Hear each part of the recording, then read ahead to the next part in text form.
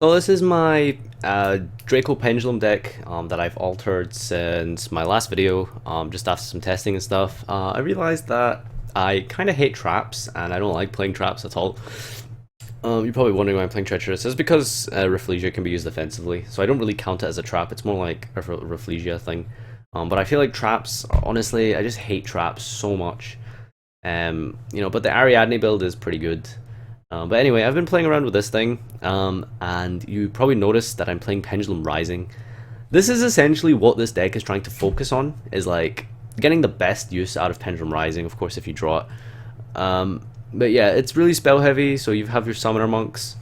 Um, it's using the Dark Engine for things like Zephyros. You can bounce with your Chicken Games.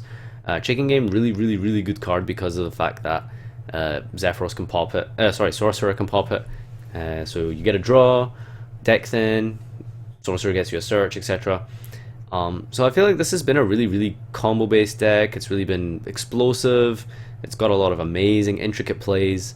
I've really been enjoying it, and I really wanted to like test out Pendulum Rising because I felt like there wasn't too much of a good explosive card that this deck could run.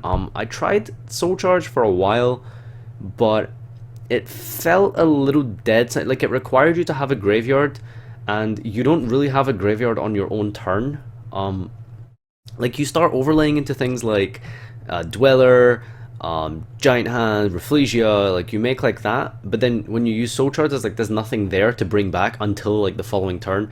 And you don't want games to last. You know what I mean? Like you're not really here to like grind out your opponent. You're here to just like make a big board and pass and hope they can't break it, or you go second, which is ideally what this deck is made for, is going second, and you just win on that turn, or you just clear their board and put them on so few resources that they can't really come back. That's sort of the idea and philosophy behind this. But yeah, so I'm playing, I guess I'll just go through it card for card. 2 Armageddon Knight, and 1 Rhoda, so that's kind of like 3 Armageddon Knight there. And yeah, the point is that you want to dump your Zephyros for your chicken game, or you want a good target for Rising. So you need to play as many non-pendulum monsters as possible to get the best use out of Rising. And generally it's okay, especially like Summoner Monk spell Rising is like a really big explosive combo. Even if you hard draw like Zephyros, it's not bad because you can Rising it. But obviously it doesn't rely on Rising. There's a lot of good plays you can do. It's a very tight engine, so like it's really hard to find room for a lot of things here. There's a lot more cards I wanted to play. Like I wanted to play 3 Donkey. I wanted to play it like 3 Armageddon Knight and the Rota, like because I just wanted like to get to this card as fast as possible. I did want to include Soul Charge, but there's a lot of things that it's hard to cut in this deck. I feel like Wavering Eyes is the only card that could be cut. You are playing a very small Pendulum lineup, so it's not that great of a combo card in this version.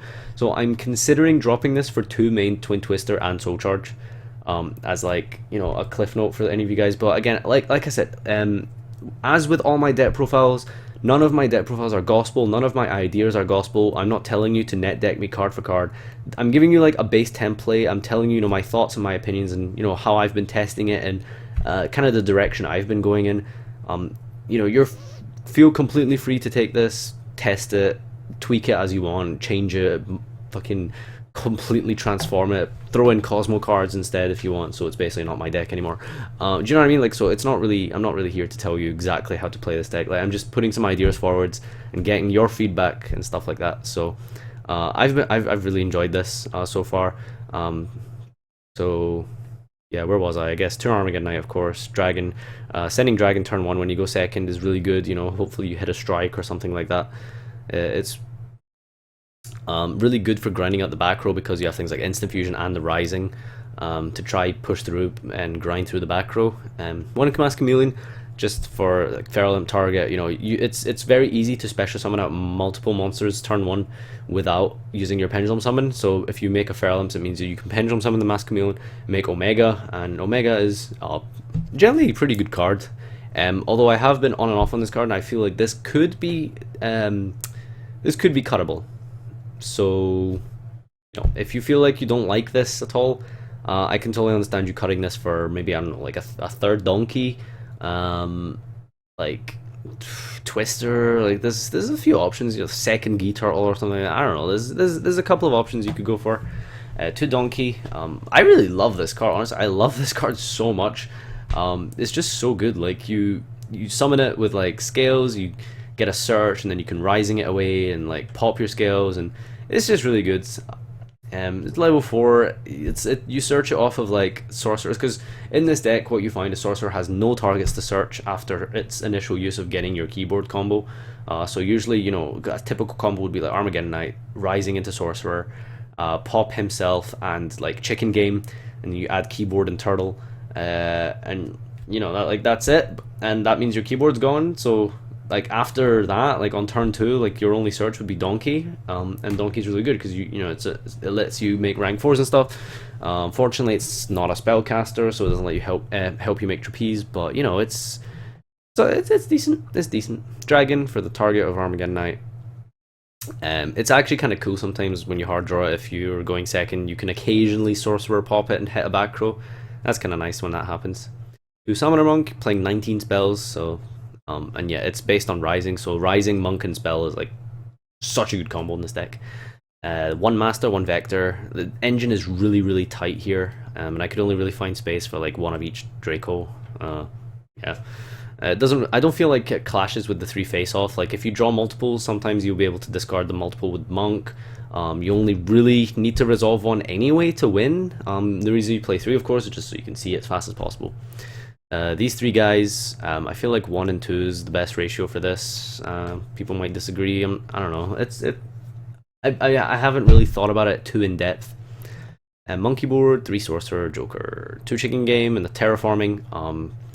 Just playing terraforming into chicken game instead of 3 chicken game because of Monk, because of deck thinning, etc., etc. 3 face off, 3 instant fusion. Even though I'm only playing 1 node, and again, you only want to see like you only need to resolve it once really to win. That's kind of the idea. You just want to see it as fast as you can. 3 rising, the MVP of this deck. Rota, terraforming. I already mentioned that. 3 upstart, 3 wavering. Again, these are probably sideable instead of mained, and the 1 treacherous. Extra deck, I feel like there's a lot of room here. It's kind of up to you. I don't know, there's not really anything I feel like I'm missing that, you know, that I would really feel like needs to be in here. Dynaster, Norden, I mean, there's something you could probably cut in here for a second Norden if you feel like you really need it. 2 Ignister, Omega, Dweller, Castel, Emerald is probably cuttable, replaceable rather, Direwolf, mandatory. Ouroboros. This was an idea by my friend Danny. This deck doesn't have a good turn 1 play anymore, like because Infinity and Ptolemaeus are gone. And if you make this with Omega, you rip 2 cards out your opponent's hand, and you're thinking you might be thinking like, oh, you're using so many resources to like make a Ouroboros, and it's like sometimes you find that with things like Rising and Instant Fusion, there will be times where you have so many monsters on the board, you actually can't like even use your instant fusion for Norden to bring back another guy because you just have so much stuff on board. So being able to put 3 guys into 1 Ouroboros and then instant fusion and then still end with 3 like Xyz, and even if you decide to put in Soul Charge, there will be times, and I promise you, if you do enough test hands, you will find that, you know, even without like 1-obs like Soul Charge, like usually it comes down to instant fusion, but there will be times where you're playing this deck where you just have so many guys on board and you can still go off, but you just don't have the space. So having a guy that goes into 3 and then just like puts your opponent down 1 card, I think is really strong, especially if you combine with Omega, you know, starting on 2 less cards. I think is really, really strong. Feral Imps is pretty mandatory. I don't think this is replaceable. Magister Paladin, yeah, it's pretty staple. Giant Hand, obviously, if you don't own one. I don't know what to play. Like in real life, I'm playing. You're gonna laugh at me. I'm playing Dark Rebellion Dragon over it. Yeah, there's actually a lot of space in the extra deck. Honestly, you can fit like maybe another Ignister, a 3rd one or something if you want the second Norden. It's up to you. Trapeze for the OTKs, and of course the Rafflesia. Side deck's a little iffy. I don't know. I'll kind of talk about it. Like I haven't really like decided on an extra deck so far.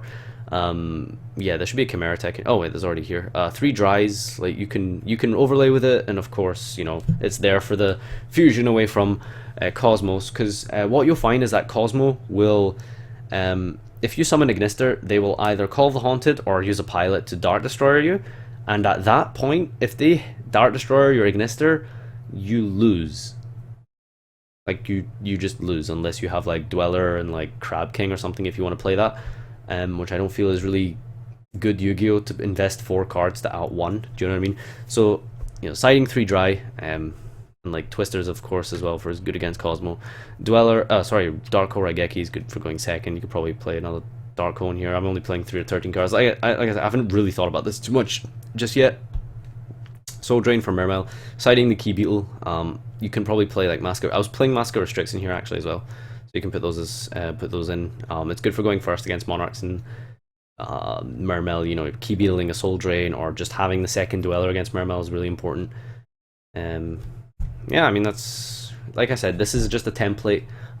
Test it, see if there's anything you want to add and cut, etc., etc. And yeah, I guess that pretty much does it. I mean, not much else to say. I've had a lot of fun with it. It's a really combo based deck, much more than the Ariadne one, I think.